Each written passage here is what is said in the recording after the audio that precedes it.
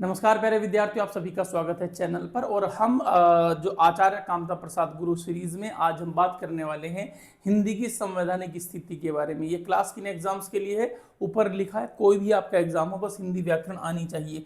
चलिए हम हिंदी की संवैधानिक स्थिति के बारे में बात करेंगे। जैसा आप जानते हैं कि जो हमारा संविधान बना हुआ है ना, वो हमारे संविधान में कुछ अनुसूचियां हैं, कुछ शेड्यूल्स हैं। ठीक है, अनुसूची जिनको बोला जाता है या शेड्यूल आप बोल सकते हो। ठीक है, तो जो 8वीं अनुसूची है इसके अंतर्गत भाषाओं का जिक्र है। तो ये तो भाषा की बात हुई है ना, इसमें हिंदी भी है और अन्य भाषाएं भी हैं। तो इसके बारे में हम चर्चा अगली वाली क्लास में करेंगे, कल को। फिलहाल हम क्या करेंगे, अब जो हमारे संविधान में कुछ आर्टिकल, कुछ भाग होते हैं, है ना, और भाग जिनको पार्ट कहा जाता है, और इन भाग के अंतर्गत कुछ अनुच्छेद होते हैं जिनको आप आर्टिकल बोलते हो। तो हम ये देखेंगे संविधान के जो भाग हैं, जो संविधान के पार्ट हैं, उनके अंतर्गत कितने अनुच्छेद में हिंदी का जिक्र है। तो आज का हमारा टॉपिक ये होगा, इसको हम पढ़ेंगे प्यारे विद्यार्थी तो नेक्स्ट वाली क्लास में, कल वाली क्लास में। ठीक है, तो जैसे जो 22 भाषा है ना, असमिया, बांग्ला, उड़िया, उर्दू, संस्कृत, कश्मीरी, पंजाबी, तमिल, तेलुगु, मलयालम, कन्नड़, गुजराती, मराठी, हिंदी, सिंधी, नेपाली, मणिपुरी, कोंकणी, बोडो, डोगरी, मैथिली, संथाली, इनको हम कल पढ़ेंगे। इनकी ट्रिक मैं तुम लोगों को बताऊंगा, तुम भी ऐसे याद कर लोगे। तो देखिए प्यारे विद्यार्थियों, अगर मैं हिंदी, संविधान में हिंदी की बात करूं, तो संविधान में हिंदी को दो भागों में बांट करके हमें पढ़ना होता है। संविधान में हिंदी, एक तो हमें पढ़ना है मुख्य अनुच्छेद और एक हमें पढ़ने हैं अन्य अनुच्छेद। अब सर ऐसा हमने आज तक नहीं सुना, कोई बात नहीं, आज सुन लीजिए। मुख्य अनुच्छेद और अन्य अनुच्छेद के बारे में हम चर्चा करेंगे। लो भाई, देखते हैं ये मुख्य अनुच्छेद और अन्य अनुच्छेद क्या होते हैं। तो एक तो हम देखेंगे मुख्य अनुच्छेद,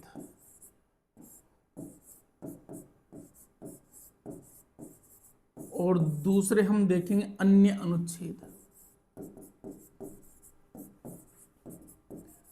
तो इनमें क्या क्या मिलेगा, देखिए मुख्य अनुच्छेद की यदि मैं आप लोगों से बात करूंगा, तो आप इसमें देखिएगा भाग नंबर 17 है, और इसमें कितने आर्टिकल आप देखोगे, कितने अनुच्छेद देखोगे, अनुच्छेद 343 से 351 तक हिंदी का वर्णन है। ठीक है भाई, तो 343 से 351 तक ये तो मुख्य हो गए। अब मुख्य से ही काम नहीं छूट जाता, अन्य भी देख लेने हैं। तो अन्य कौन से हैं?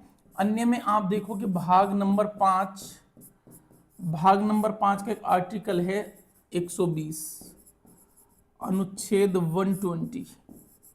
फिर आप देखिएगा भाग नंबर 6, भाग नंबर 6 का एक आर्टिकल है 220, अनुच्छेद 220। आप देखिएगा भाग नंबर 3, मूल अधिकार जिसको कहा जाता है, यहाँ एक अनुच्छेद हमसे रिलेटेड आएगा, हमारे एग्जाम से रिलेटेड, अनुच्छेद 21A। आपने राइट टू एजुकेशन, शिक्षा का अधिकार सुना होगा। एक आ जाएगा अनुच्छेद, सॉरी, भाग नंबर 4। ठीक है प्यारे विद्यार्थी, यहाँ पर अनुच्छेद आ जाएगा 45, अनुच्छेद 45। और एक आप लोगों ने सुना होगा प्यारे विद्यार्थियों, 45 हो गया। एक होगा प्यारे विद्यार्थियों भाग नंबर 5, सॉरी 5 नहीं, 4A। यहां पर आ जाएगा अनुच्छेद 51A, अनुच्छेद 51A। ठीक है, तो ये अन्य अनुच्छेद भी पढ़ने हैं और ये वाले अनुच्छेद भी पढ़ने हैं। सीरियसली आप बात को समझेंगे। देखिए सबसे पहले मैं बात करूंगा आर्टिकल 343 की, मैं शुरुआत ही वहीं से कर देता हूं, उन अन्य को तो अन्य में ही रखेंगे। तो अनुच्छेद 343 क्या है? ये बड़ा प्यारा अनुच्छेद है। वैसे तो अनुच्छेद 343 जो है ना, वो दो भागों में बटा है, 343(1) और 343(2) करके। ठीक है प्यारे विद्यार्थियों, तो इसमें क्या है प्यारे विद्यार्थियों, 343 में इसमें सीधा सीधा कहा गया है, सॉरी बच्चों, हाँ, कि संघ की राजभाषा हिंदी तथा लिपि देवनागरी होगी। संघ का मीनिंग है भारत से।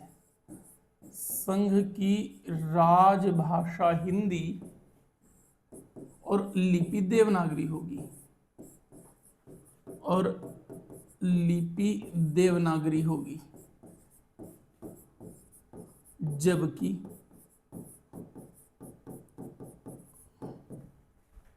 अंकों का प्रयोग, अब अंक कैसे यूज होंगे, एक इकाई दो इकाई नहीं, 1 2 3 अंतरराष्ट्रीय मान्य किया जाएगा। अंकों का स्वरूप अंतरराष्ट्रीय मान्य होगा, अंतरराष्ट्रीय मान्य होगा। ये आर्टिकल नंबर 343 में है। ठीक है, भारत की राजभाषा मतलब संघ की राजभाषा हिंदी है, लिपि देवनागरी है। अंकों का प्रयोग 1 2 3 4 करके मान्य किया जाएगा। और इसमें एक संकेत और किया गया था कि हिंदी जो है वो 15 वर्षों तक आरंभिक सरकारी कामकाज हिंदी में किया जाएगा। ठीक है, अब इस अनुच्छेद के अनुसार ही हिंदी हमारी राजभाषा बनी है। तो प्यारे विद्यार्थियों, राजभाषा कब बनी है हिंदी, तो राजभाषा पर जब हमारे देखो राजभाषा बनते समय हुआ क्या था, राष्ट्रभाषा पर दो मत थे कि भारत की राष्ट्रभाषा कौन सी बने। अभी बात राष्ट्रभाषा की हो रही है, बाद में राष्ट्रभाषा मतलब शुरुआत में की मुहिम थी कि हिंदी भारत की राष्ट्रभाषा बन जाए, है ना, जो नेशनल लैंग्वेज बन जाए, लेकिन नहीं बन सकी। वो तो केवल जो है राजभाषा बन के रह गई। तो राष्ट्रभाषा पर दो मत थे, कुछ लोग तो मानते थे कि हिंदी होनी चाहिए और कुछ लोग हिंदी के पक्ष में थे और कुछ लोग हिंदी के विपक्ष में थे। अब ये कैसे समझ में आएगा कौन पक्ष में थे, तो अधिकतर उत्तर भारत के जो लोग थे, उत्तर भारत के जो लोग थे वो हिंदी के पक्ष में थे, राष्ट्रभाषा बन जाए। और अधिकांश दक्षिण भारत के जो लोग थे, उत्तर पूर्व भारत के जो लोग थे, है ना, जो तमिल तेलुगु मलयालम कन्नड़ या फिर नागालैंड वाले जो लोग थे, उनका एक ही मत था कि हिंदी भारत की राष्ट्रभाषा ना बने, उन लोगों को समस्या होगी। अपनी जगह वो भी सही है, आप एकदम से हर्ट मत हो जाना इस बात को सुन करके कि हो सर हमारी हिंदी को नहीं बनाया। देखिए हम लोग ना अपनी परिस्थितियों के अनुसार ही निर्णय लेते हैं। हमारी परिस्थिति है कि हम हिंदी बोलते हैं, अब उनकी परिस्थिति नहीं है, उनके समाज में नहीं बोली जाती हिंदी। तो ऐसी कंडीशन में जब हिंदी का विरोध हुआ तो फिर प्यारे विद्यार्थियों राष्ट्रभाषा पर जो बहस हुई, तो फिर ये बहस कब से कब तक हुई, मैं पूरी कहानी तुम लोगों को बता देता हूं। तो राष्ट्रभाषा पर बहस सितंबर से होती है। ठीक है प्यारे विद्यार्थियों, तो ये होती है 1 सितंबर से 1 सितंबर 1949 से लेकर के 14 सितंबर 1949 तक ये बहस हुई। ठीक है, और जब ये बहस हुई प्यारे विद्यार्थियों, तो इस समय एक थे कन्हैयालाल मणिकलाल मुंशी और एक थे प्यारे विद्यार्थियों आयंगर, गोपाल स्वामी आयंगर। तो यहां पर एक फॉर्मूला आया इस बहस में जो कहा जाता है मुंशी आयंगर फॉर्मूला, मुंशी आयंगर फॉर्मूला। इन दोनों के नाम याद रख लेना, मैंने भी बोला भी है।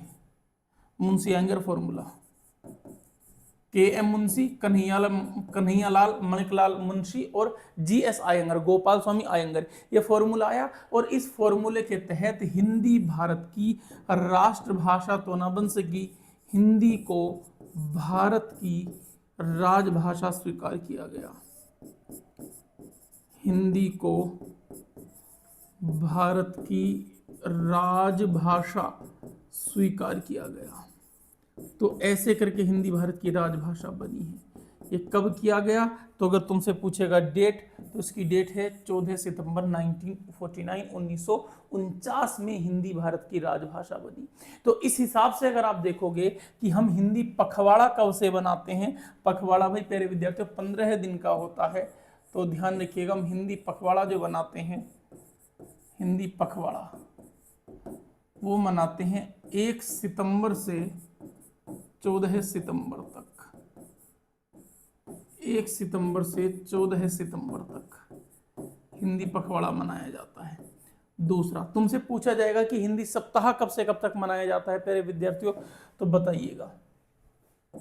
हिंदी सप्ताह तो 8 सितंबर से मनाया जाता है, 8 सितंबर से हर वर्ष 14 सितंबर तक।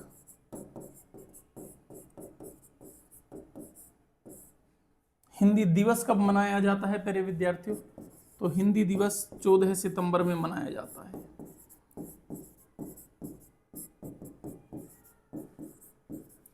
1943 में बनाना, सॉरी 53 में बनना शुरू हुआ था।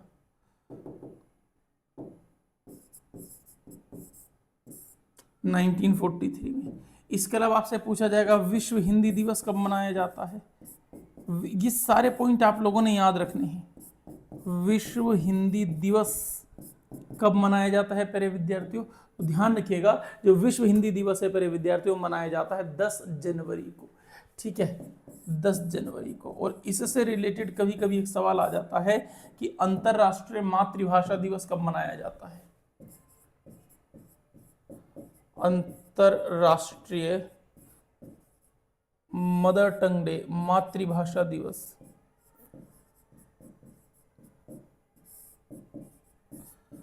21 फरवरी में मनाया जाता है।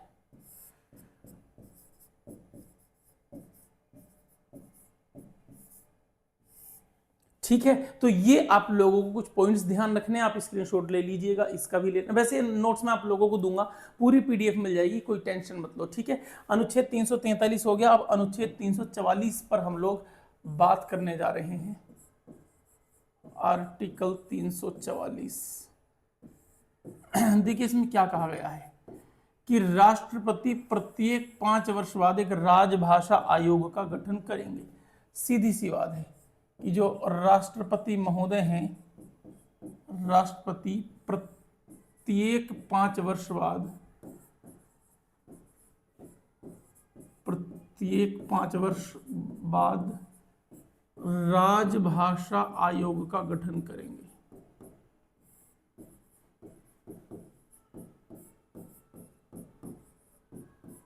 राजभाषा आयोग का गठन करेंगे।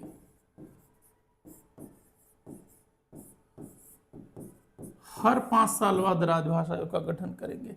तो ये बताइए हमारा संविधान जो पूरे तरीके से लागू हुआ था, कब हुआ था पूरे तरीके से, तो पूरे तरीके से लागू हुआ था 26 जनवरी 1950। ऐसी परिस्थिति में 5 साल का पूरे होंगे 26 जनवरी 1955 में, होंगे कि नहीं होंगे। तो इसका मतलब हमें 1955 तक एक राजभाषा आयोग बनाना है। तो पहला राजभाषा आयोग 1955 में बना था, लेकिन वो जून में जाकर के बना था। इसलिए आपसे पूछा जाता है कि पहला राजभाषा आयोग कब बना। पहला राजभाषा आयोग तो ये बना था प्यारे विद्यार्थियों 5 जून, 5 जून नहीं प्यारे विद्यार्थियों, 4 जून है, 4 जून क्या हो गया, भाई मेरे को क्या हो गया बच्चों, 7 जून 1955 में, ठीक है, 7 जून 1955 में, ठीक है। तो ये ध्यान रखिए, तो पहला राजभाषा आयोग है प्यारे विद्यार्थियों 7 जून 1955 में बना था, ऐसा याद रखें इसको, 765, ठीक है। अब ये जो पहला राजभाषा आयोग बना है ना विद्यार्थियों, तो इस राजभाषा आयोग के संबंध में कुछ पॉइंट कर लेते हैं भाई। ये जो पहला राजभाषा आयोग बना है, इसके अध्यक्ष कौन थे, इसके अध्यक्ष थे B.G. खरे, बाल गंगाधर खरे। कई जगह खरे मिलेगा, कई जगह खैर मिलेगा, बस तिलक मत कर देना, खरे लिख लेना या खैर लिख लेना, अलग अलग जगह अलग अलग लिखा है और किसी को भी हम एकदम से गलत नहीं कह सकते, ठीक है प्यारे विद्यार्थियों। इस ये जो सदस्य जो बना था, इसमें कितने सदस्य थे, तो प्यारे विद्यार्थियों इसमें एक अध्यक्ष होने के साथ साथ 21 सदस्य थे। तो कुल मिलाकर के कितने हो गए प्यारे विद्यार्थियों, 22 हो गए, ठीक है। तो बताइए ये बात क्लियर हो गई। इसने अपनी रिपोर्ट कब सौंपी थी, तो 31 जुलाई 1956 में इस आयोग ने अपनी रिपोर्ट सौंपी थी। इसने अपनी जो रिपोर्ट सौंपी थी वो कब सौंपी थी, 31 जुलाई 1955 में, 56 में रिपोर्ट सौंपी थी अपनी इसने। ये था हमारा राजभाषा आयोग। आई थिंक आप लोगों को राजभाषा आयोग के बारे में जो भी जानकारी है वो समझ में आ गई होंगी। और एक बात और बता देता हूं, इसने जो रिपोर्ट सौंपी थी ना, इसमें 3 साल बाद संशोधन भी हुआ था, चलो ये भी ध्यान रख लो। इसमें 1959 में 1959 में एक अमेंडमेंट हुआ था, एक संशोधन प्यारे विद्यार्थियों इसमें हुआ था, एक संशोधन हुआ था। तो ये बात आप लोगों को ध्यान रखनी है। तो ये हो गया अनुच्छेद 344 तक। अब अनुच्छेद 345 के बारे में हम लोग बात करने वाले हैं। अनुच्छेद 345, 3 4 5, देखो ऐसे रखो 3 4 5, 3+1 4+1 5, यानी कि 1 1 1 इसमें आ रहा है। तो इसमें यह है कि किसी राज्य का विधानमंडल एक से अधिक भाषा को राजभाषा बना सकता है। ठीक है, कितना प्यारा आर्टिकल है। किसी राज्य का विधानमंडल, किसी राज्य का विधानमंडल यानी कि लेजिस्लेटिव, सॉरी स्टेट लेजिस्लेचर, किसी राज्य का विधानमंडल एक से अधिक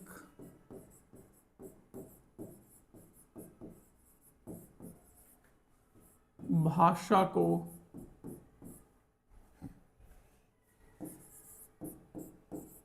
राजभाषा के रूप में स्वीकार कर सकता है, राजभाषा के रूप में स्वीकार कर सकता है। सर ऐसे एग्जाम्पल तो बहुत सारे हैं। अब अगर आप यूपी की बात करोगे तो हिंदी इंग्लिश के साथ साथ उर्दू आ गई, पंजाब में पंजाबी आ जाएगी, तमिलनाडु में तमिल आ जाएगी। ठीक है, इस तरीके से लैंग्वेज आ ही जाएंगी। आई थिंक यहाँ तक कोई दिक्कत वाली बात नहीं होगी। आंध्र प्रदेश में तमिल और तेलुगु आ जाएगी, कर्नाटका में जो है कन्नड़ आ जाएगी। ठीक है, केरला में मलयालम आ जाएगी, हिंदी इंग्लिश के अलावा अलावा। तो बहुत सारे ऐसे हैं। जैसे त्रिपुरा में मैंने आप लोगों को बताई थी कोक बरोक, बताई थी कि नहीं बताई थी प्यारे विद्यार्थियों, तो ये ध्यान रखेंगे आप लोग। तो 345 हो गया। चलो अब इसके नीचे लिख लेते हैं, जगह हमारे पास बची हुई है 346, अनुच्छेद 346 346। इसमें यह है कि राजभाषा की स्थिति में जो भी संशोधन होगा और राष्ट्रपति की पूर्वानुमति के, sorry oh my God, sorry sorry sorry, इसमें है कि अगर सरकारों के बीच में कोई पत्राचार होगा तो पत्राचार केवल हिंदी या अंग्रेजी में ही होगा। ठीक है, यानी कि मैं आपको सरलता से बता रहा हूं, राज्य, संघ एवं राज्य के मध्य पत्राचार केवल हिंदी अथवा अंग्रेजी में ही होगा। ठीक है, इसमें कोई तीसरी भाषा का प्रयोग नहीं होगा, हिंदी अथवा अंग्रेजी में ही होगा। ये भी ध्यान रखिएगा आप लोग।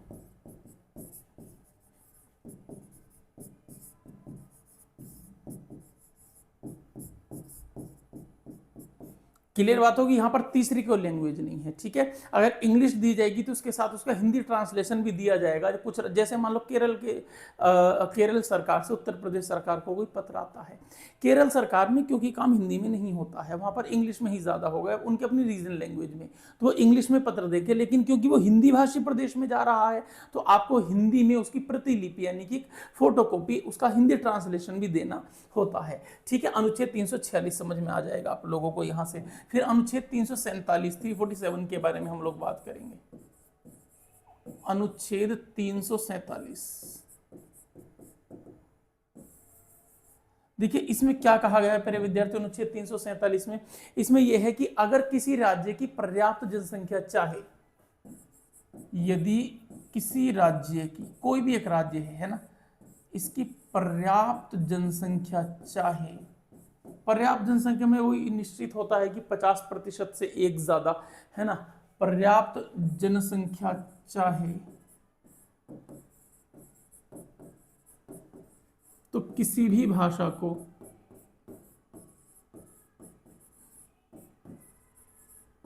राजभाषा बनाने की, किसी भी भाषा को, है ना, को राजभाषा बनाने की मांग कर सकता है, मांग कर सकती है। उसके बाद फिर कमेटी का गठन होगा, कमेटी रिपोर्ट देगी, उस पर जो है बातचीत होगी, तो फिर आगे तो पूरा रूल है खैर। लेकिन फिलहाल वो ये है कि मतलब वो कर सकती है, अगर वो चाहे तो, उसका मन है तो वो कर सकती है, पर्याप्त जनसंख्या। ठीक है बेटा जी, तो ये वाली बात होगी आर्टिकल 347। ठीक है, फिर आर्टिकल 348 आता है, आर्टिकल 348, इसके बारे में बात करते हैं।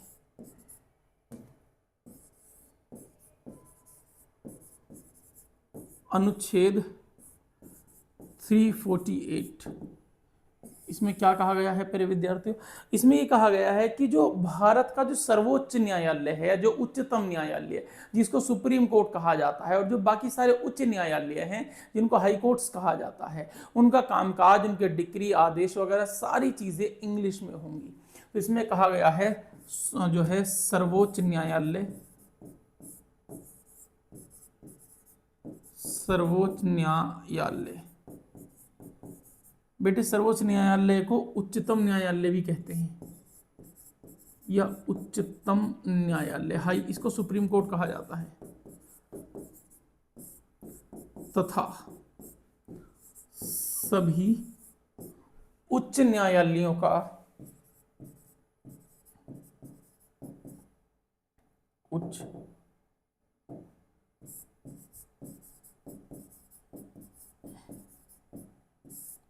न्यायालयों का सभी कार्य केवल इंग्लिश में होगा, केवल अंग्रेजी में होगा।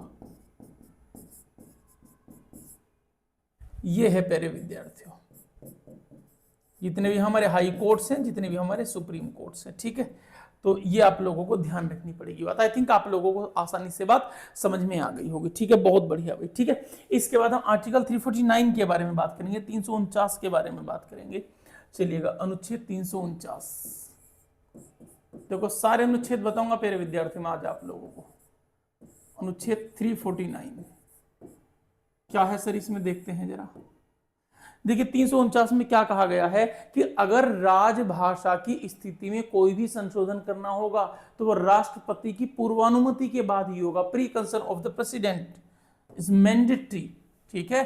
तो राजभाषा की स्थिति में, अब राष्ट्रभाषा तो आप लिख ही नहीं सकते, राजभाषा की स्थिति में कोई भी संशोधन हो, कोई भी संशोधन माननीय राष्ट्रपति की पूर्वानुमति के बाद ही होगा।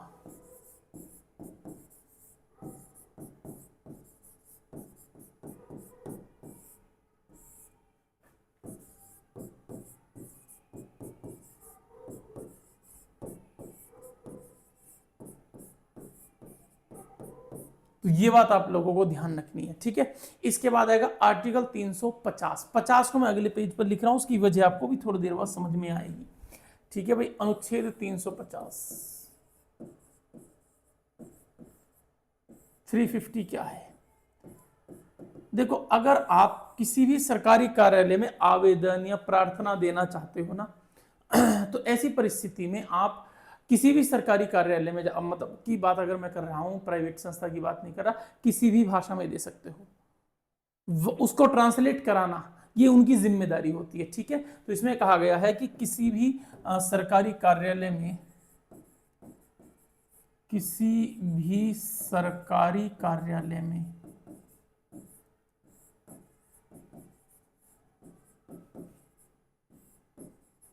कोई भी व्यक्ति,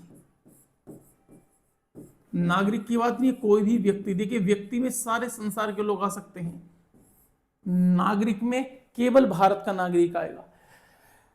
किसी भी भाषा में, चाहे वो चाइनीज हो, मलयाली हो, है ना, जापानीज हो, किसी भी भाषा में शिकायत या आवेदन दोनों कर सकता है। शिकायत या फिर आवेदन कर सकता है।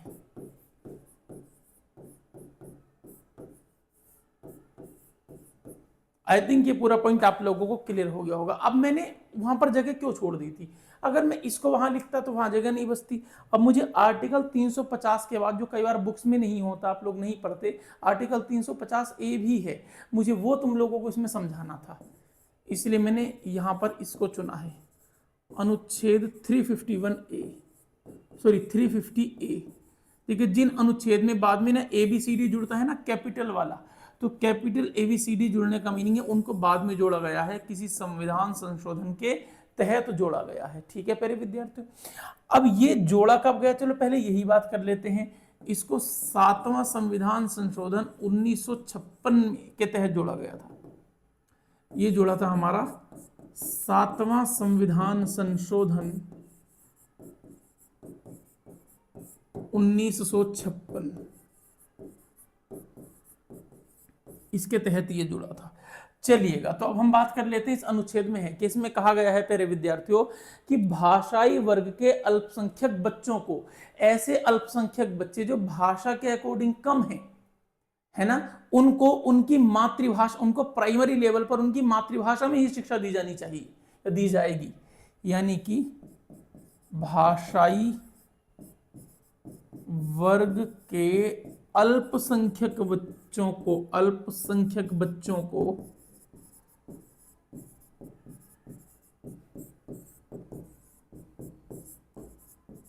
उनकी मातृभाषा में ही शिक्षा दी जाएगी।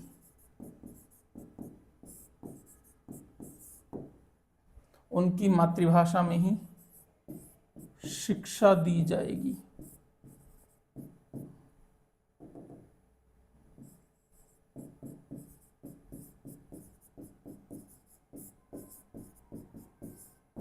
ठीक है, ये क्लियर बात है। और इसके लिए एक भाषाई अधिकारी की नियुक्ति भी होगी, ये भी रखना है। इसके लिए एक ना भाषाई अधिकारी की नियुक्ति होगी। ये इंपॉर्टेंट आर्टिकल विद्यार्थियों, ठीक है। इस काम की निगरानी की जाएगी पूरी, कि काम हो रहा है सभी जगह या नहीं हो रहा है। खैर, इसके बाद आएगा आर्टिकल 351A, सॉरी 351 तो हो गया, 350A हो गया, 351 आएगा। मैं जल्दीबाजी में जने क्या क्या बोल गया। अनुच्छेद 351, जो हमारी संघ सरकार है ना, उसका कर्तव्य होगा कि वो राजभाषा के संघ का, यानी कि केंद्र सरकार का यह ड्यूटी होगी, यह कर्तव्य होगा कि वह जो हमारी राजभाषा है ना, राजभाषा के प्रचार प्रसार के संवर्धन के उपाय करे, के प्रचार प्रसार में संवर्धन के उपाय करे।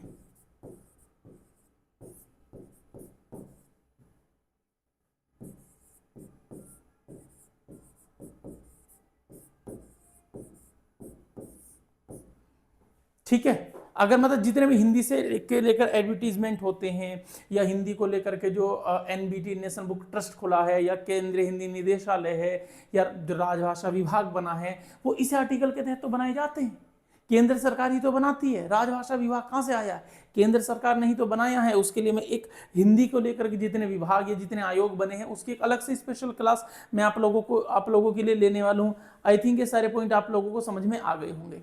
अब मैं हिंदी से संबंधित कुछ अन्य अनुच्छेद के बारे में आप लोगों से चर्चा करने जा रहा हूँ, ठीक है, ताकि आप लोगों को पता लग जाए कि अन्य अनुच्छेद भी हैं। मैंने भी थोड़ी देर पहले बताया था, ठीक है। लो चलो, मैं इसको कॉपी करके उस पेज को वहीं ले लेता हूँ। लो भाई, ये आ गया पेज हमारा। इससे पहले ये था, ये था। तो अगर आप देखोगे प्यारे विद्यार्थियों, तो ये तो हमने कंप्लीट कर ही लिए हैं।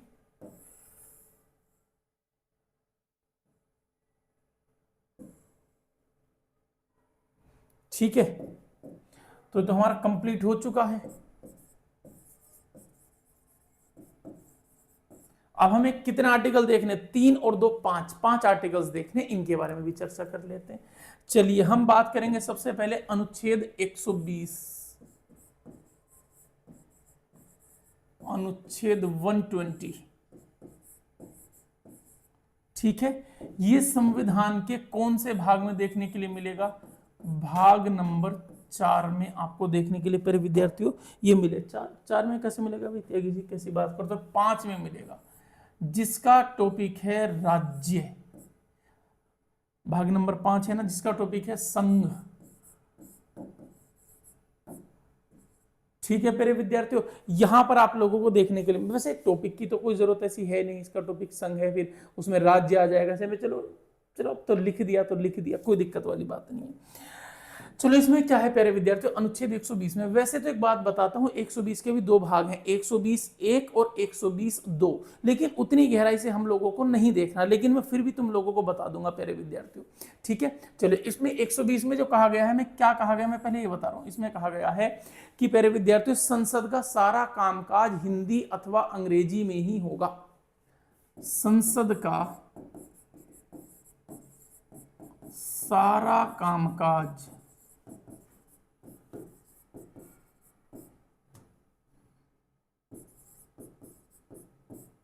हिंदी अथवा अंग्रेजी में ही होगा।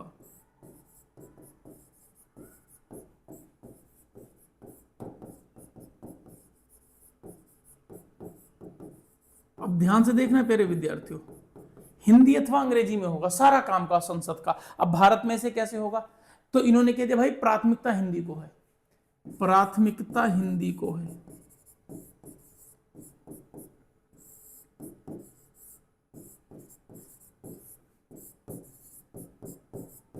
अगर आप हिंदी का प्रयोग नहीं कर पाते तो आपके पर निर्भर करेगा कि आप उसको अंग्रेजी में कर लो, ठीक है।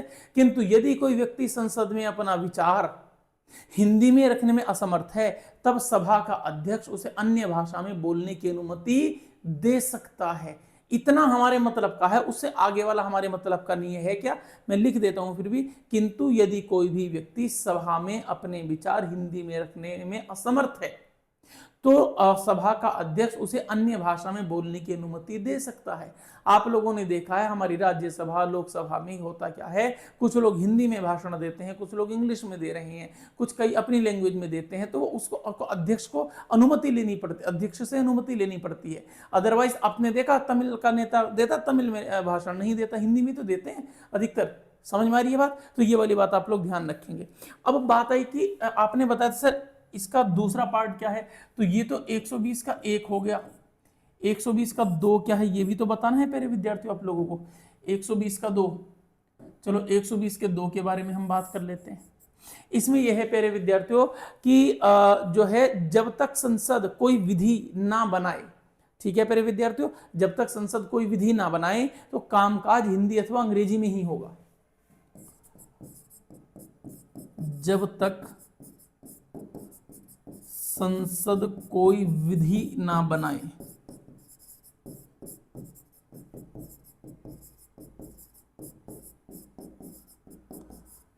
तब तक कामकाज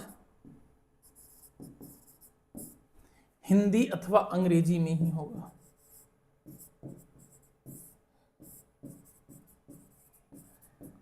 अब ये तो सर अधूरा सा लग रहा है सारा अनुच्छेद, अभी बिल्कुल अधूरा है जी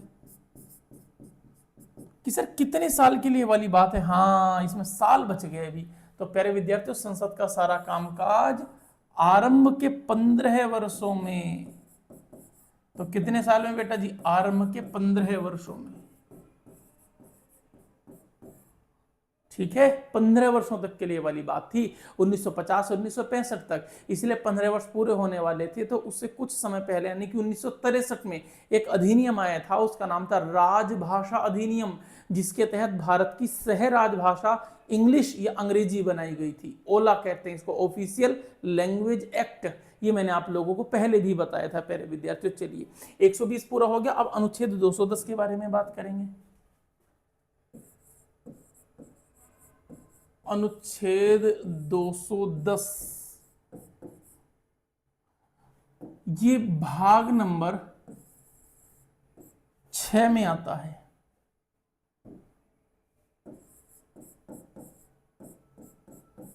और इसका टॉपिक है राज्य। भाग नंबर 6 में आता है प्यारे विद्यार्थियों। इसमें क्या है 210 में, इसमें यह है कि किसी राज्य का विधानमंडल यदि चाहे तो ऐसी कंडीशन में किसी राज्य के विधानमंडल में जो भी भाषा का प्रयोग होगा वो वही भाषा होगी जो विधानसभा तय करेगी। मतलब मैंने बोलते हैं इसको ज्यादा जम्मल फम्बल कर दिया, लिख देता हूं। किसी राज्य के विधानमंडल में प्रयोग होने वाली भाषा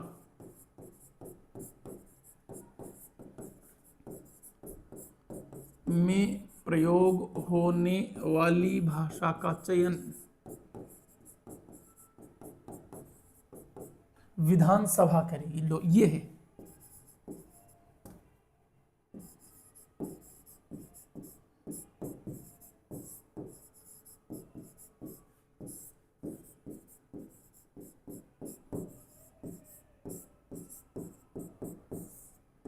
विधानसभा करेगी।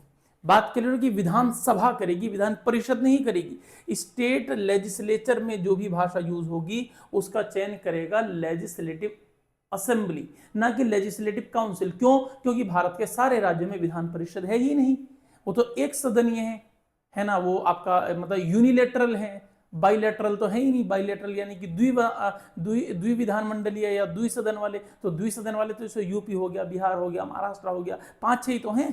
ठीक है प्यारे विद्यार्थियों, तो ये वाली बात आप लोगों को समझिए। 5-6 क्या 6 ही है प्यारे विद्यार्थियों, 5 मैंने क्यों लगा। अच्छा, इसमें ये कहा गया है कि इसमें भी जो प्राथमिकता होगी ना प्यारे विद्यार्थियों, प्राथमिकता हिंदी अथवा अंग्रेजी को ही होगी। ठीक है, इसमें भी प्राथमिकता जो होगी वो हिंदी या फिर अंग्रेजी को होगी। तो ये आर्टिकल हमारे सामने हो गए। फिर आर्टिकल आएंगे 21A, 45 और 51A। अभी बताता हूं बच्चों।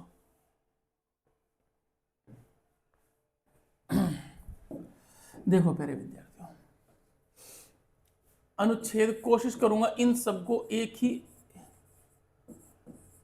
पेज पर, एक ही स्लाइड पर लिख दूं, लेकिन ये लिखा नहीं जाएगा। कोई बात नहीं, मैं 21A को ना, शिक्षा के अधिकार को मैं दोबारा आप लोगों को बताऊंगा। आर्टिकल 21A में क्या है पहले ये समझिएगा। इसमें कहा गया है कि जो 6 से 14 साल के बच्चे हैं ना, 6 से 14 ईयर के बच्चे हैं, इनको निःशुल्क शिक्षा के अवसर प्रदान किए जाएंगे। कि राज्य 6 से 14 14 वर्ष के बच्चों को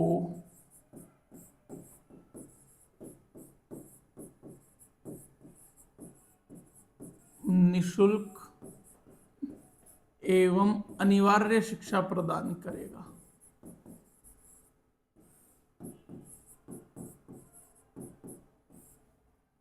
अनिवार्य शिक्षा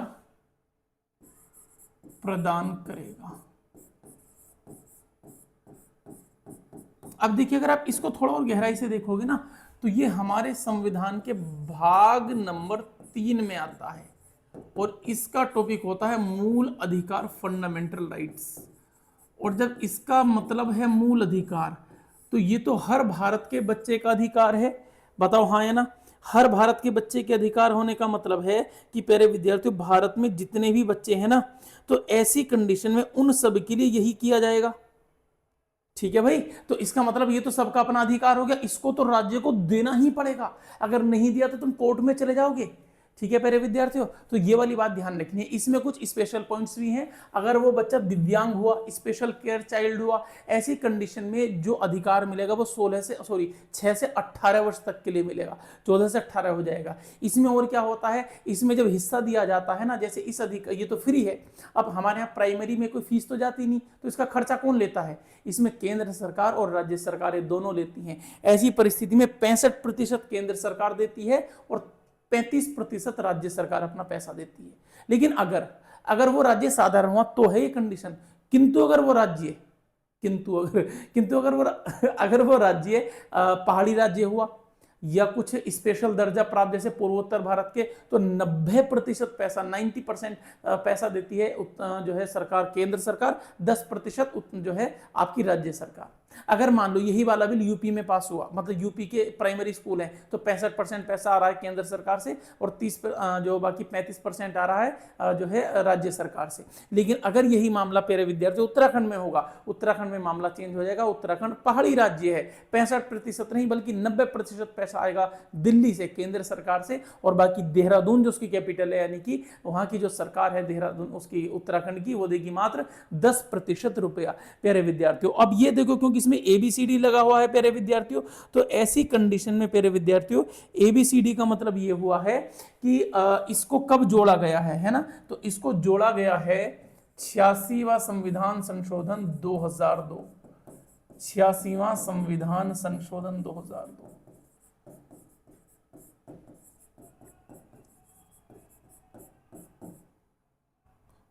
2002 में। इसको आज की क्लास काफी बड़ी होगी बच्चों, 1 घंटे की क्लास हो जाएगी आपकी, परेशान मत होना, ठीक है। 86, 1 घंटा तो नहीं, 50 मिनट की होगी।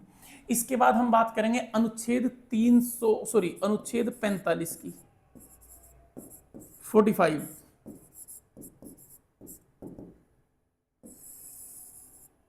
ये कहां पर आता है प्यारे विद्यार्थियों? ये आएगा भाग नंबर 4 में। भाग नंबर 4 का मतलब है डीपीएसपी। डीपीएसपी, मेरे पास जगह कम है तो मैं केवल डीपीएसपी लिख रहा हूं। जिन बच्चों को डीपीएसपी की फुल फॉर्म जाननी है, directive principle of state policy, राज्य के नीति निदेशक तत्व। देखो इसको ऐसे याद रखना है, 4 5 6 राज्य, 4 5 6 यानी कि 0 से 6 वर्ष के बच्चों को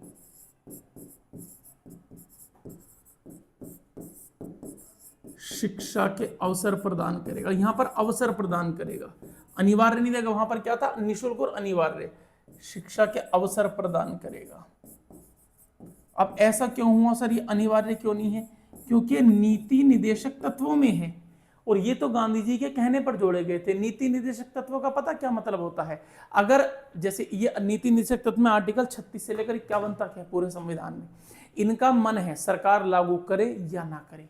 कोई जैसे इसमें आर्टिकल 44 है, समान नागरिक संहिता, यूनिफॉर्म सिविल कोड है ना, अब लागू करो मत करो। ऐसी भोजन का अधिकार आता है आपको। और एक मजे की बात बताऊं बेटे, इसमें एक आर्टिकल आएगा 47, वहां पर आपको भोजन का अधिकार मिलता है। जो मिड डे मील की शुरुआत है ना, आर्टिकल 47 से हुई है, ध्यान रख लेना। देखो अचानक से मेरे दिमाग में वाली बात क्लिक हो गई।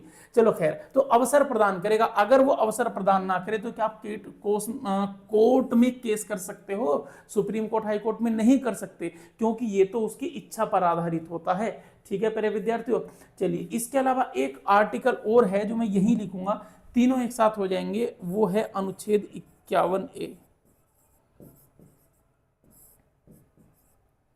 अनुच्छेद 51A कौन से भाग में है? संविधान के भाग 4A में है बेटा जी, भाग 4A। और इसमें आती हैं फंडामेंटल ड्यूटीज, मौलिक कर्तव्य इसमें आते हैं हमारे, मौलिक कर्तव्य, जो कि रूस से लिया गया है ये। और इस पूरे भाग को ही हमने 42वें संविधान संशोधन 1976 में जोड़ा था, जिसको मिनी संविधान भी कहा जाता है। अब इसमें क्या है सर जी, जरा ये भी बता दीजिए। इसमें ये है माता पिता, बच्चे के माता पिता, अगर माता पिता ना हो इन केस, तथा अभिभावक, फिर अभिभावकों के पास वो चला जाएगा। माता पिता तथा अभिभावकों का यह कर्तव्य होगा कि वो 6 से 14 वर्ष के बच्चों को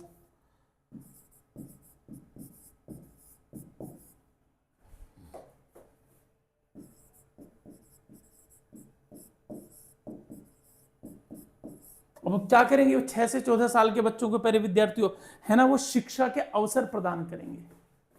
अब देखो यहां पर ना पूरा घुमा रखा है, शिक्षा के अवसर प्रदान करेंगे।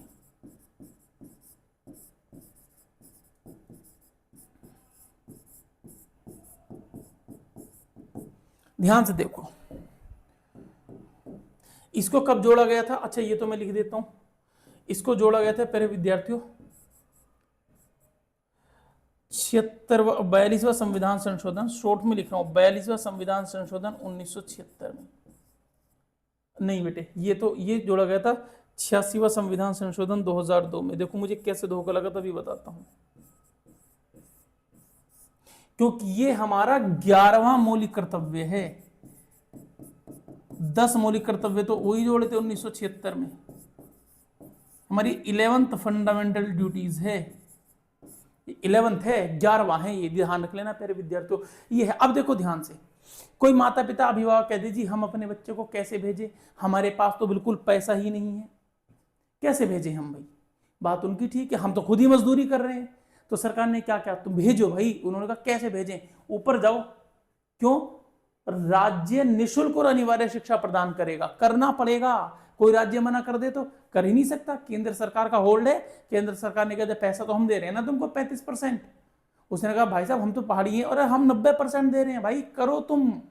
तो ये सब, अब देखो शिक्षा का तुम्हारे लिए कितना मतलब ठीक ठाक सिस्टम कर रखा है, लेकिन इस सिस्टम को ऊपर भी करना चाहिए। शिक्षा वैसे किसी भी देश में, मुझे मेरा अपना मानना है, शिक्षा बिल्कुल फ्री होनी चाहिए और हॉस्पिटैलिटी बिल्कुल फ्री होनी चाहिए। बड़े बड़े अस्पतालों पर बिल्कुल रोक लगनी चाहिए, बड़े बड़े विद्यालयों पर, सब पर रोक लगनी चाहिए। सारा काम ही सरकार के हाथों में जाना चाहिए। इसके बाद समाज में अपने आप तरक्की होती चली जाएगी, अपने आप होती चली जाएगी।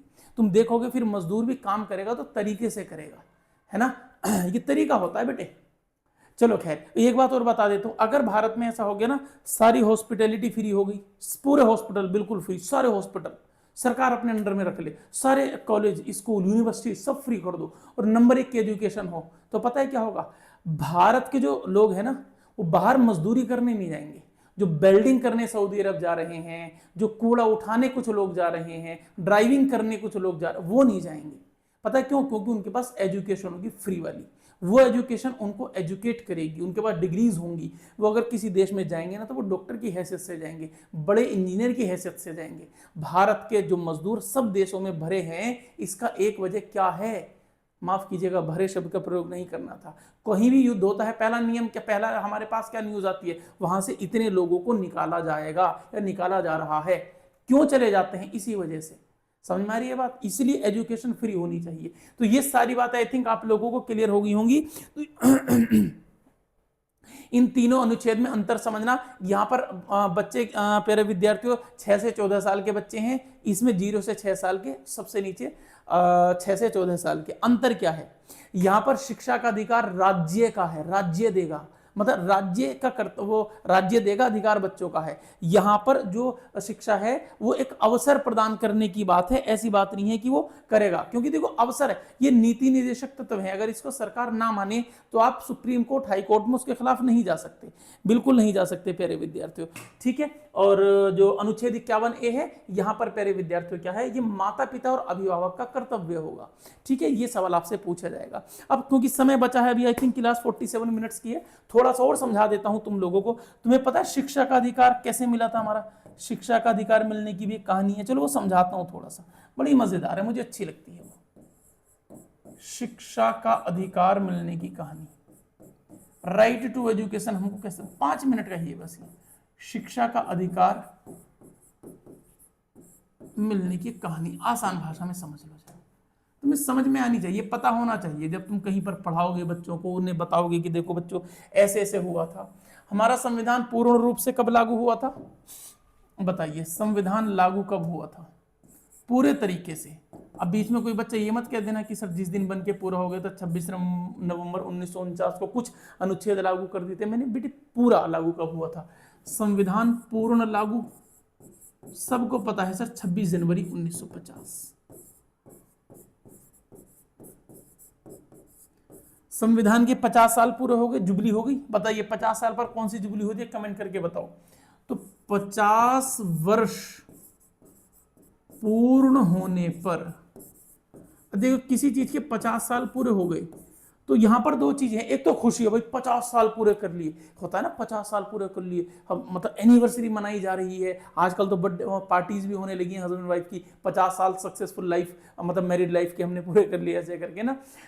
इसका एक दूसरा पक्ष और है, 50 साल में तुम्हारे अंदर कुछ कमियां भी आई होंगी, लड़ाइयां भी हुई होंगी, सुधार भी हुए होंगे। तो इसलिए एक रिव्यू करो रिश्तों का, इसलिए रिव्यू किया गया संविधान का। तो 50 साल पूरा होने पर एक बनी थी संविधान की रिव्यू समिति, उसका नाम था संविधान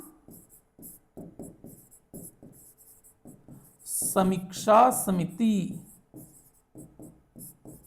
इंग्लिश में क्या बोलोगे? Constitutional review committee. और ये कब बनेगी खुद बताओ भाई? भाई 50 साल पूरे करने ना आपको, करो 50 साल, 50-50 सन 2000 में। इसका गठन कब हुआ था? इसका गठन हुआ था सन 2000 में, 2000 में, ठीक है प्यारे विद्यार्थियों। और एक बात बताओ प्यारे विद्यार्थियों, जब इसका गठन 2000 में होगा तो इसकी ये रिपोर्ट कब सौंपेगी? भाई ऐसा तो है नहीं कि तुरंत सौंप देगी रिपोर्ट, ये इसने रिपोर्ट सौंपी 2 साल बाद, पूरा देखा कि क्या हुआ कैसे हुआ, और इसने अपनी रिपोर्ट सौंपी इस कमेटी ने 2002 में। इसके अध्यक्ष कौन थे? संविधान समीक्षा समिति के अध्यक्ष थे श्री वेंकट चलैया जी, श्री वेंकट चलैया जी, श्री वेंकट चलैया, ये इसके अध्यक्ष थे। और जब इन्होंने अपनी रिपोर्ट सौंपी तो इनकी रिपोर्ट में था क्या, ये तो समझ लो भाई, मेन चीज तो यही है। इनकी रिपोर्ट में इन्होंने कहा था कि भारत में 4 अधिकार मिलने चाहिए। सर 4 अधिकार कौन कौन से? पहला, भारत में मिलना, ध्यान से समझना 4 अधिकार कौन से हैं, तो सॉरी, भारत में मिलना चाहिए शिक्षा का अधिकार, यानी हमारे संविधान में भी ये कमी है कि हर व्यक्ति के पास राइट टू एजुकेशन होना चाहिए, शिक्षा का अधिकार। दूसरा जी क्या मिलना चाहिए? दूसरा, भारत के हर एक व्यक्ति के पास होना चाहिए सूचना का अधिकार। ठीक है प्यारे विद्यार्थियों, सूचना का अधिकार हर एक व्यक्ति को मिलना चाहिए, इन्होंने कहा सूचना का अधिकार, राइट टू इंफॉर्मेशन, सूचना का अधिकार। तीसरा पूछेगा क्या होना चाहिए? ये अगला मिलना चाहिए कार्य पाने का अधिकार,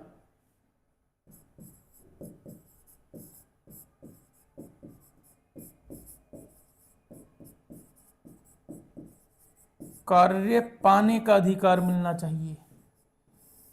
ठीक है, और चौथा कौन सा अधिकार मिलना चाहिए प्यारे विद्यार्थियों? चौथा कहा था कि वो अधिकार नहीं हो, एक लागू हुए कानून जिसका नाम है जनसंख्या नियंत्रण कानून। भारत में जनसंख्या पर नियंत्रण लगना चाहिए, क्योंकि आप कितनी भी तरक्की कर लो, जनसंख्या नियंत्रण कानून, उतना ही प्यारे विद्यार्थियों जनसंख्या में विस्फोट हो रखा है, संसाधन कम पड़ जाएंगे। तुम्हें लग रहा है कि वर्तमान समय में बेरोजगारी ज्यादा है, हालांकि सरकार रोजगार की तरफ ध्यान भी थोड़ा दे रही है, लेकिन आने वाले समय में और ज्यादा होगी। इस बात को मतलब कैसे समझो आप, ये देखो जैसे जनसंख्या बढ़ रही है, क्योंकि जनसंख्या लगातार बढ़ रही है, हर साल जितने बच्चे पैदा होते हैं अगले साल उससे ज्यादा हो रहे हैं, अगले साल उससे ज्यादा, तभी तो जनसंख्या बढ़ रही होगी। इसका मतलब हर साल 18 साल का बच्चा भी तो बड़ा ज्यादा होंगे ना, इसलिए हर साल ज्यादा बेरोजगारी होगी। अब कोई भी सरकार आ जाए, 90% यही रूल चल रहा है फिलहाल, और इसमें बड़ा मतलब बहुत सोच समझने की आवश्यकता है। सरकार को सबसे पहले इस पर ध्यान देना चाहिए। चाइना की आबादी हमसे कम है, हमसे 2.5 गुना क्षेत्रफल है चाइना का, 2.5 गुना। रूस की आबादी तो मुश्किल से यूपी और बिहार के बराबर होगी, ज्यादा से ज्यादा हुई तो, मुझे एग्जैक्ट ध्यान तो नहीं है। हमसे 5 गुना क्षेत्रफल है रूस का। हमारा क्षेत्रफल इतना सा, लोग इतने सारे, चाइना में लोग इतने सारे, क्षेत्रफल इतना बड़ा है, तो चाइना को कोई दिक्कत ही नहीं हो रही। समझ में आ रही है बात, क्यों दिक्कत है? चलो ये तो यहां से मिला था सूचना का अधिकार। तो इसके लिए कौन कौन सा अधिकार मिले? शिक्षा का अधिकार दो। अब देखो शिक्षा का अधिकार कब मिला ये भी बता देंगे अभी। सूचना का अधिकार मिला सन 2005 में। ठीक है भाई, कार्य पाने का अधिकार बेटा आया था मनरेगा। ठीक है, जिसका नाम शायद कुछ राम जी योजना करके कुछ कर दिया है प्यारे विद्यार्थियों। ठीक है, तो ये वाली बात आपको ध्यान रखनी है। तो मनरेगा प्यारे विद्यार्थियों कब आई थी? 2002 में, अगर गलत ध्यान नहीं, 2 4 6 8, हाँ 2002 4 6 8 4 में आई थी ना मनरेगा, फरवरी 2004 में आई थी। तो शिक्षा के अधिकार के बारे में हम बात करेंगे। अब यहां से भी तुमसे सवाल पूछेगा प्यारे विद्यार्थियों, समझो शिक्षा का अधिकार कब हुआ। तो देखो जैसे ही ये कमेटी बनी थी ना, इस कमेटी की रिपोर्ट आई, सीआरसी कॉन्स्टिट्यूशन रिव्यू कमेटी, संविधान शिक्षा जो समीक्षा समिति की रिपोर्ट आई, इसके तुरंत बाद 86वां संविधान संशोधन हुआ था। ये भी समझ लेना, इसकी रिपोर्ट के आधार पर ही भारत में 86वां संविधान संशोधन हुआ था, जो कि 2002 में हुआ। जिन बच्चों ने पढ़ा है इतिहास पॉलिटी उन्हें पता भी होगा। ठीक है प्यारे विद्यार्थियों, तो अब हमारे पास तुमसे पूछेगा शिक्षा का अधिकार कब मिला था। तो यहां पर पॉइंट आते बहुत ज्यादा प्यारे विद्यार्थियों, कब मिला शिक्षा का अधिकार। अब ये तो भाई पॉइंट वाली बात होगी, सर बताइए कब मिला शिक्षा। अच्छा पूछ लो तुम लोगों से, ये वाला पॉइंट दे दूं। चलो बताइए शिक्षा का अधिकार कब मिला, शिक्षा का अधिकार अधिनियम कब आया। चलो कमेंट में बताना आप लोग, शिक्षा का अधिकार अधिनियम कब आया और शिक्षा का अधिकार लागू कब हुआ। आराम से लिखा जाए भाई। शिक्षा का अधिकार लागू कब हुआ?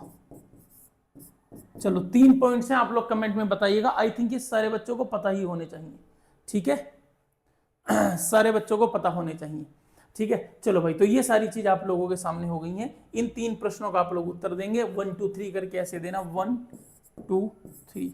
शिक्षा का अधिकार कब आया, अधिनियम कब आया, लागू कब हुआ, ठीक है बच्चों। चलो अच्छा, और ये आपकी कवायद कब से चल रही है? सन 2002 से चल रही है, ठीक है, कि शिक्षा का अधिकार मिलना चाहिए, ये वाला अधिकार मिलना चाहिए, वो अधिकार मिलना चाहिए, ठीक है। चलो भाई अब देखो, ये आप लोगों को आंसर देना है या मैं ही दे दूं? नहीं, आप ही दोगे, थोड़ा बहुत रहना चाहिए, अगली वीडियो में बता देंगे। चलिए प्यारे विद्यार्थियों, ये क्लास आज की आई थिंक मैं रिकॉर्ड कर रहा हूँ 55 मिनट की क्लास हो चुकी है। एक लंबी क्लास आप लोगों के सामने है, अच्छे से नोट्स बनाइए। देखिए, मैंने संविधान के कुछ अनुच्छेद तो कराए, 343 से 351 हर पुस्तक में होते हैं, 120 इवन 210 भी मिल जाता है, लेकिन ये आपका 21A, 45 और 350A, 51A ये नहीं मिलते। शिक्षा का अधिकार की कहानी नहीं मिलती। तो ये सारी चीजें मैंने आप लोगों को बताई हैं, अच्छे नोट्स बनाइए। इसके नोट्स आप लोगों को कहां पर मिलेंगे प्यारे विद्यार्थियों? एक टेलीग्राम ग्रुप है प्यारे विद्यार्थियों, जिसका नाम है शिवम त्यागी सर ऑफिशियल। इस ग्रुप को ज्वाइन कर लीजिएगा। यहाँ पर मैं अपनी सारी वीडियो, सारी पीडीएफ आप लोगों को भेजता हूँ। देखो मैं कैसे पीडीएफ भेजूंगा, आप लोगों को एक बार छोटा सा डेमो भी दे देते हैं।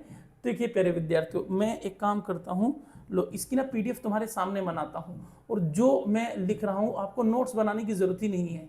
और देखो, अगर आप बनाओगे तो सबसे बेस्ट तो होता है आप अपने हाथ से बैठ करके नोट्स बनाइए, वो तो सबसे बेस्ट होता है। एक बार देख लो कोई पेज एक्स्ट्रा डिलीट तो नहीं कर देता मैं, कई बार हो जाता है ना जल्दीबाजी में। हाँ जी, तो ये, और सॉरी प्रिंट नहीं करना अभी, हाँ एक्सपोर्ट करते हैं डाउनलोड्स में, ठीक है 12। लो भाई, ये आपके जो है कितने पेज की पीडीएफ बन रही है? 18 पेजेस की पीडीएफ ही आप लोगों के पास पहुंच रही है, ठीक है। ग्रुप से आप लोग डाउनलोड कर लेना। इस वीडियो को शेयर करना है अपने जो दोस्त हैं, जो भी किसी भी एग्जाम की तैयारी कर रहे हैं जहां पर हिंदी आ रही है, उन सबको ये वाली वीडियो शेयर कर दो, ताकि वो लोग भी चैनल को सब्सक्राइब कर लें, उनको भी फायदा मिले। इस पर मैं आप लोगों को साहित्य भी कराने वाला हूं। देखो प्यारे विद्यार्थियों, ये रही। कैसी पीडीएफ मिलेगी सर, हमें ये एक बार ये भी बता दो। तो देखो प्यारे विद्यार्थियों, वो डाउनलोड हो रही है, देखो ये खोली मैंने डाउनलोड कर, ये सेम मिलेगा जो मैंने ये तो कराया, सेम मिल रहा, सेम बिल्कुल ऐसी पीडीएफ के रूप में मिल गया आपको जो कराया है। लो भाई, तुम्हारी टेंशन खत्म होगी, सारी चीजें तुम्हारे सामने हो गई। और बाकी अगर आप प्यारे विद्यार्थियों शिवम त्यागी के नाम से मुझको फॉलो करोगे तो आप इंस्टाग्राम पे मैं आप लोगों को मिल जाऊंगा, और वहां पर भी आप लोग अपने प्रश्न, अपनी क्वेरीज पूछ सकते हैं। नमस्कार, प्रणाम, अगली वीडियो में मुलाकात करेंगे। बहुत बढ़िया सा टॉपिक कुछ होने वाला है। कल तक के लिए आप लोगों से बाय बाय, शुक्रिया, और अपना ध्यान रखना है, सिलेक्शन लेके ही मानेंगे।